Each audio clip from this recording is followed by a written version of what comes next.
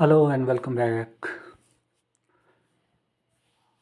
Polity by Laxmikanth के इस lecture में हम डिस्कस करेंगे भारतीय संविधान की प्रस्तावना, preamble of the constitution.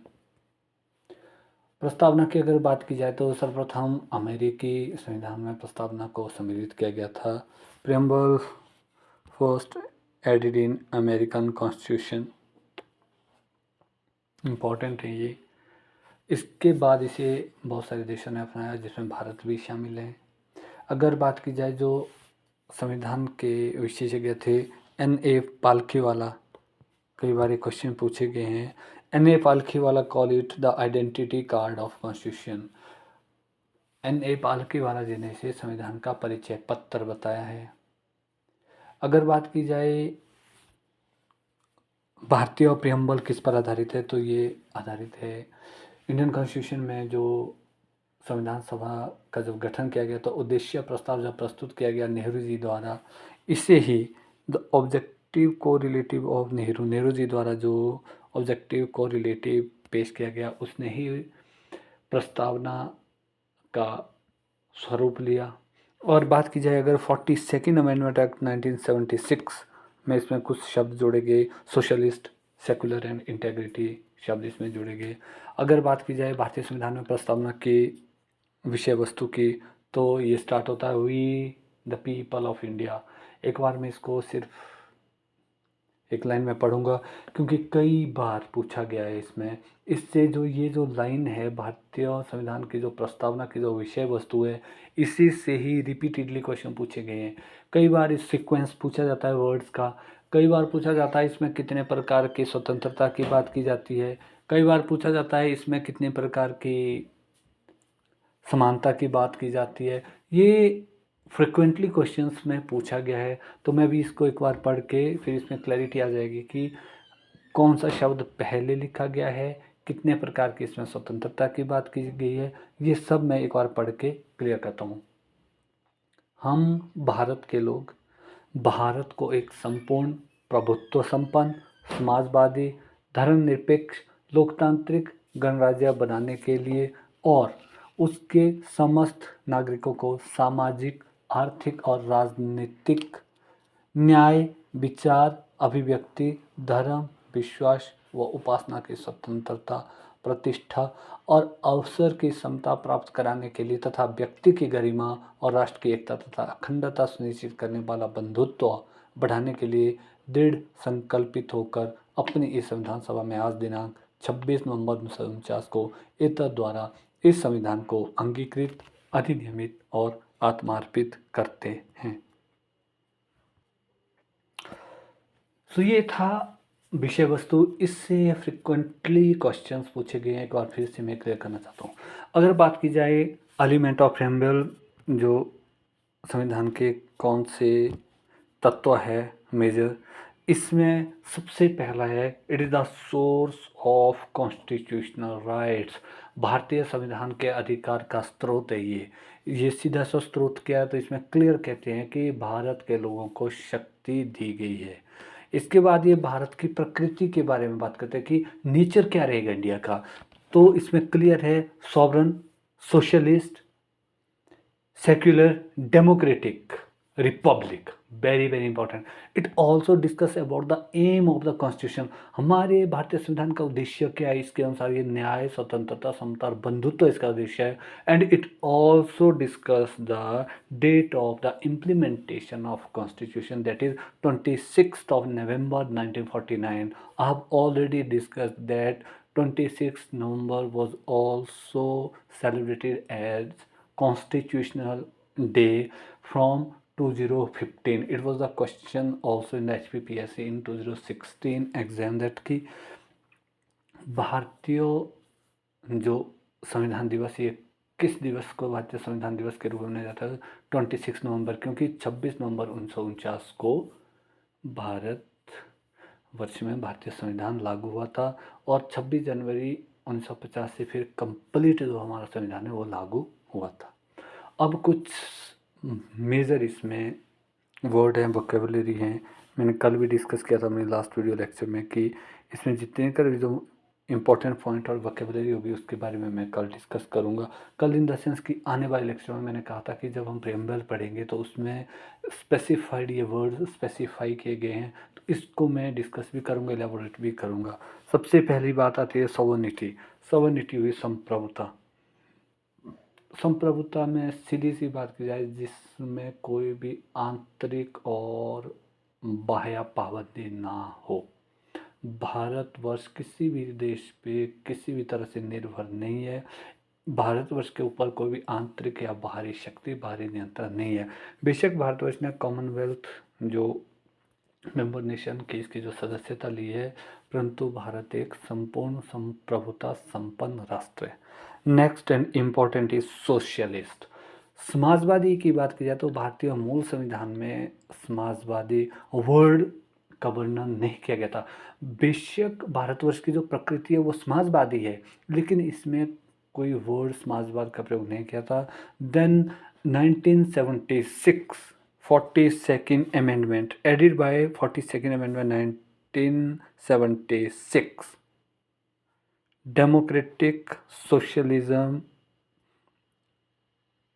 not communist socialism.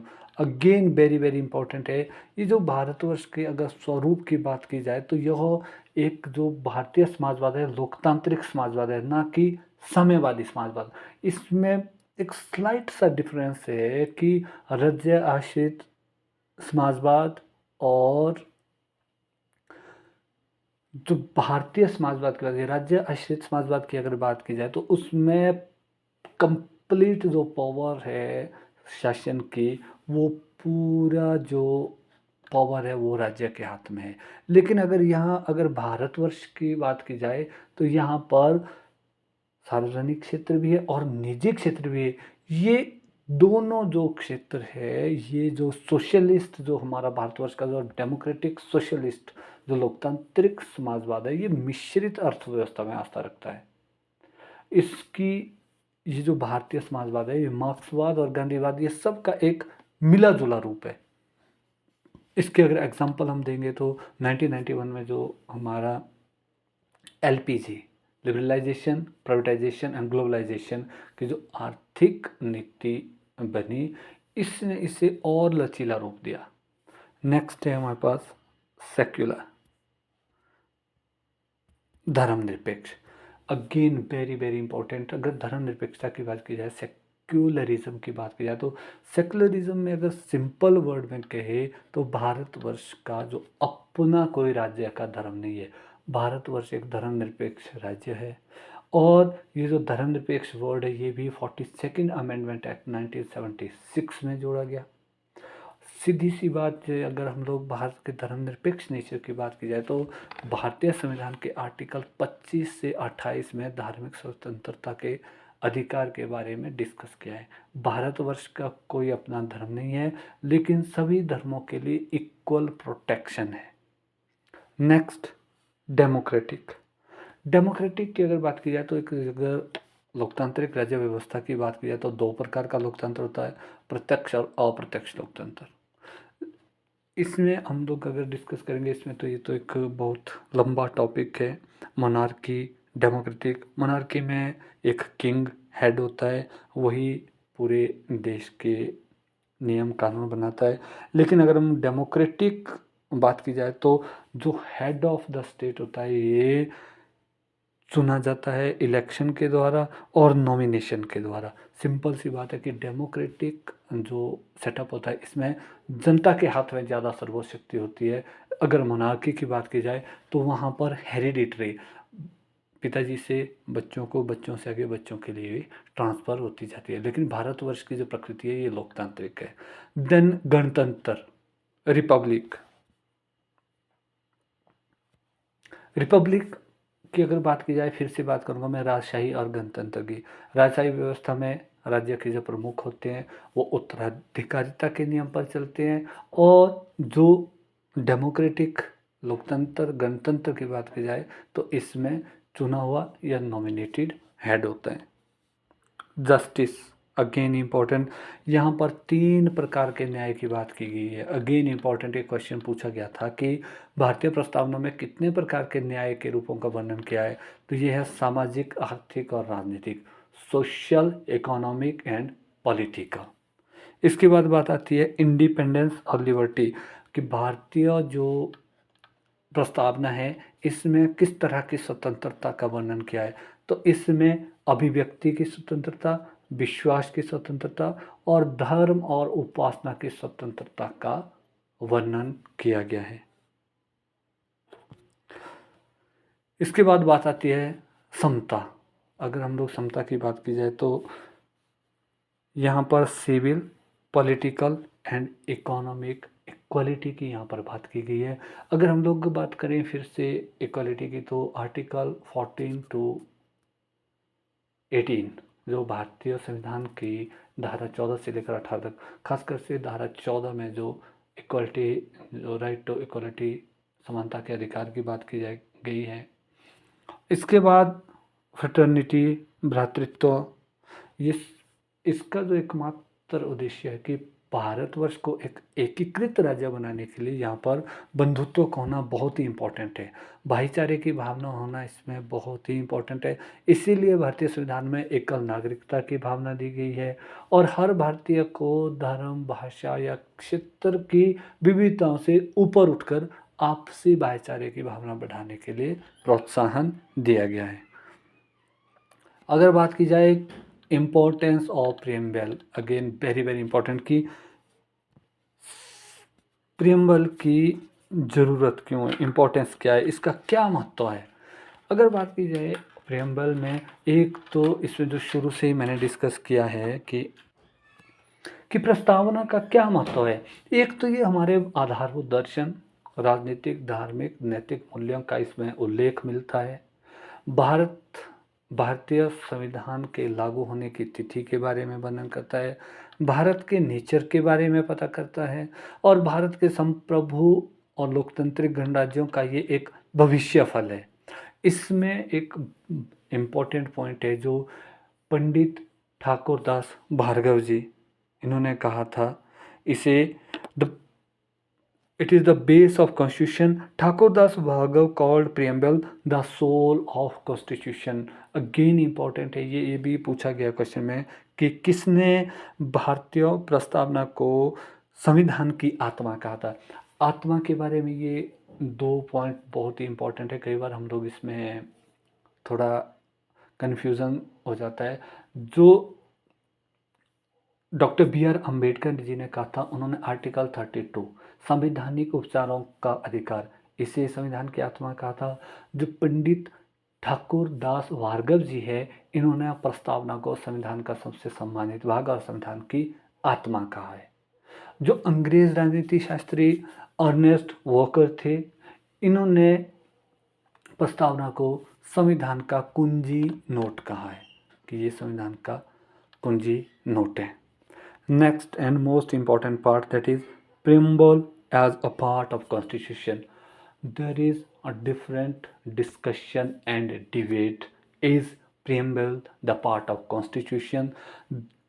2 or 3 cases such as Beruwari case 1960, Keshwanand Bharti case 1973, where there is discussion of preamble as a part of constitution.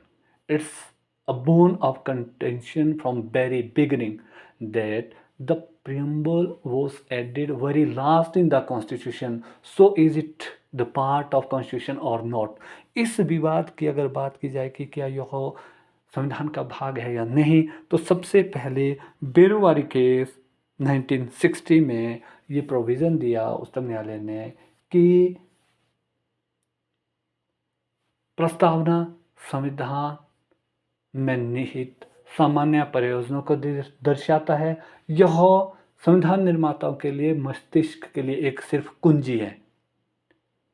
प्रस्तावना की विशेषता को स्वीकारने के लिए इस उद्देश्य के बारे में व्याख्या करते हुए उच्चतम न्यायालय ने कहा कि प्रस्तावना संविधान का भाग नहीं है। लेकिन उसके बाद Kesavananda Bharati case 1973 very very important in the Indian history, which give the basic structure of constitution, again very very important. इसमें उच्चतम न्यायालय ने जो पूर्व में व्याख्या की थी बेरुवारी संघ मामले में कि प्रस्तावना संविधान का भाग नहीं है, फिर महसूस किया गया कि प्रस्तावना संविधान का एक अति महत्वपूर्ण हिस्सा है और इससे ध्यान में रखकर ही संविधान का अध्ययन किया जाना चाहिए। और फिर LIC ऑफ इंडिया मामले 1995, again important, LIC of India case 1995, it was discussed that preamble is integral part of constitution। इसमें फिर प्रावधान किया गया कि प्रस्तावना संविधान का एक आंतरिक हिस्सा है। सो देन इसमें फर्दर डिस्कशन हुआ कि अगर प्रस्तावना संविधान का भाग है तो क्या इसमें प्रस्तावना में संशोधन की संभावना है? Is it possible to amend preamble? So again, when we are discussing about the constitutional amendment, it comes under Article 368। तो अगर फर्स्ट टाइम जो ये क्वेश्चन उठा, it was in case of Kesavananda Bharati case 1973। इसमें सामने आया कि क्या अगर प्रस्तावना संविधान का भाग ही नहीं है तो इसमें संशोधन नहीं किया जा सकता क्योंकि यह संविधान का भाग नहीं है। अगर बात की जाए तो अनुच्छेद जो 368 है इसमें तो संविधान के मूल तत्वों की ही बारे में डिस्कस है कि भारतीय संविधान की जो मूल विशेषताएं हैं जो कि प्रस्तावना में उल्लिखित है, इसको संशोधन नहीं किया जा सकता है क्योंकि यह संविधान का भाग ही नहीं है। लेकिन फिर उच्चतम न्यायालय ने जब 1973 मामले में बताया कि प्रस्तावना संविधान का भाग है और 1995 में यहाँ तक कह दिया कि it is one of the integral part of constitution, तो ऐसे में न्यायालय ने प्रोविज़न दिया कि इसमें प्रस्तावना की जो मूल विशेषता है उसमें तो संशोधन नहीं किया जा सकता है, लेकिन अन्य जो पार्ट है इसमें संशोधन किया जा सकता है। और उच्चतम न्यायालय ने ये भी सुनिश्चित किया गया कि जो बेसिक स्ट्रक्चर होगा, जो मूलभूत जो विशेषता होगी वो क्या होगी, वो भी कोर्ट ही डिसाइड करेंगे, वो भी उच्चतम न्यायालय सुप्रीम कोर्ट ही डिसाइड करेंगे। तो ऐसे में जो प्रस्तावना है इसमें एक बार अमेंडमेंट हुआ है इन 42nd कॉन्स्टिट्यूशनल अमेंडमेंट 1976। इसमें 3 नए शब्द जोड़े गए, समाजवादी, धर्मनिरपेक्ष एवं अखंडता, सोशलिस्ट, सेक्युलर एंड इंटेग्रिटी। सो ये था आज भारत के संविधान के बारे में, भारतीय संविधान की प्रस्तावना के बारे में। प्रस्तावना के बारे में हमने डिस्कस किया कि ये सबसे पहले अमेरिकन कॉन्स्टिट्यूशन में ऐड किया गया था और N.A. पालकेवाला ने इसे आइडेंटिटी कार्ड ऑफ कॉन्स्टिट्यूशन कहा है। ठाकुरदास भार्गव जी ने इसे सोल ऑफ कॉन्स्टिट्यूशन कहा है। इसमें जो इम्पोर्टेंट शब्दावलियाँ थी socialist, secular, democratic, justice etcetera, ये हमने सेपरेटली डिस्कस किए। हमने ये भी डिस्कस किया कि इसमें किस तरह के न्याय की बात की है, कितनी स्वतंत्रता की बात की है, और हमने प्रॉपरली पूरी ये जो संविधान में जो प्रस्तावना का जो ये पार्ट है जितना कर भी लिखा है हम भारत के लोग, ये मैंने सेपरेटली एक पूरा डिस्कस किया क्योंकि कई बार डायरेक्टली क्वेश्चन पूछे गए हैं कि इसका सीक्वेंस क्या है, या पूछा गया कि इसमें कितने प्रकार की समानता का डिस्कस किया गया है। ये सब हमने आज डिस्कस किया। So it's all from my side. I think आप सबको ये वीडियो लेक्चर पसंद आएंगे। वीडियो लेक्चर पसंद आते हैं तो आप मेरे चैनल को लाइक करें, शेयर करें और सब्सक्राइब करें। Thank you. Thanks for listening carefully.